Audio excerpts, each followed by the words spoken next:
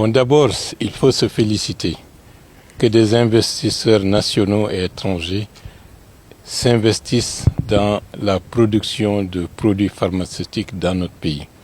Les deux unités que nous avons visitées montrent, disons, des investissements assez importants en millions de dollars pour la fabrication de produits essentiels en ce qui concerne les soins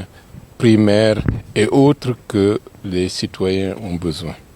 C'est de ce point de vue, premièrement, c'est le processus de décentralisation, comment on appelle ça, je voulais dire d'industrialisation de la Guinée qui s'engage dans le secteur des produits pharmaceutiques. Deuxièmement, ça va nous permettre à tout moment de répondre aux besoins de la population, quelles que soient les circonstances qui peuvent intervenir aussi bien à l'international comme on l'a connu avec le Covid où du jour au lendemain, le commerce international était stoppé. Et imaginez que des situations de ce genre surviennent où nous n'avons pas la possibilité de ravitailler nos structures de distribution de produits pharmaceutiques d'éléments essentiels pour subvenir aux soins des populations. Donc l'existence de ces deux unités est de ce point de vue un atout pour assurer davantage notre souveraineté dans ce domaine. La troisième chose, vous savez que les produits pharmaceutiques coûtent très cher. Et le fait que nous ayons des unités industrielles qui ravitaillent le marché intérieur nous met à l'abri de problèmes en ce qui concerne, disons, les problèmes, les contraintes de la balance commerciale. Donc nous aurons la possibilité de conserver nos devises et de vendre des produits made in Guinée. Et de l'autre côté, puisque je me suis informé de manière très rapide, ces unités industrielles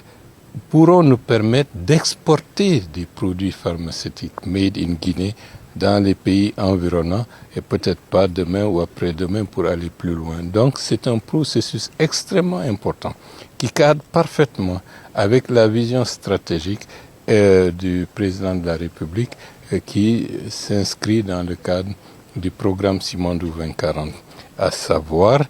avoir une économie diversifiée qui permet de créer des nouvelles chaînes de valeur, d'encourager l'employabilité des jeunes. Et je pense que c'est un cercle vertueux qui est en train d'émerger, d'où la nécessité pour les pouvoirs publics, à tous les niveaux, de changer et d'aller dans un autre mindset pour encourager l'investissement à l'intérieur du pays. Et je pense que ces exemples montrent qu'il y a des personnes de nationalité guinéenne ou étrangère qui se donnent la peine d'investir en Guinée et ça ne fera que nous permettre d'aller encore davantage plus loin et, in fine, d'encourager, disons, les jeunes à avoir confiance en leur pays,